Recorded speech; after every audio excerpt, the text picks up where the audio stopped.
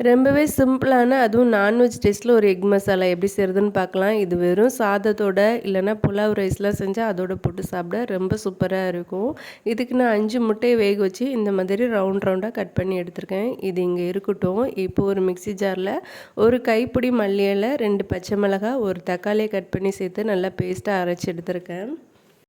கடாயில் எண்ணெயும் பட்டரும் சேர்த்துட்டு ஒரு துண்டு பட்டை, 2 கிராம்பு, 1/2 ஸ்பூன் சோம்பு போட்டு பொரிஞ்சதும் மீடியம் சைஸ் பெரிய வெங்காயம் 2 நல்லா பொடிசாக கட் பண்ணி சேர்த்துருக்கேன். நல்லா கலர் மாதிரி வதங்கி வந்ததும் இதில் 1/2 ஸ்பூன் சிக்கன் மசாலா, 1/2 ஸ்பூன் இஞ்சி பூண்டு பேஸ்ட்டு, அரைச்சி வச்ச மல்லி தக்காளி பேஸ்ட்டு, தேவைக்கு உப்பு சேர்த்து பச்சை வாசனை போக நல்லா வதக்கி விட்டு கொஞ்சமாக தண்ணி சேர்த்து மிக்ஸ் பண்ணி விட்டு மூடி வச்சு ஒரு 5 நிமிஷம் மசாலா எல்லாம் வெந்து நல்லா இந்த அளவுக்கு எண்ணெய் பிரிஞ்சு வந்ததும் கட் பண்ணி வச்ச முட்டையை சேர்த்து அப்படியே மெதுவாக கிண்டி விட்டு கடைசியாக கொஞ்சமாக கஸ்தூரி மேத்தி போட்டு மிக்ஸ் பண்ணிவிட்டு ஸ்டவ் ஆஃப் பண்ணிடுங்க. சூப்பரான எக் மசாலா ரெடி.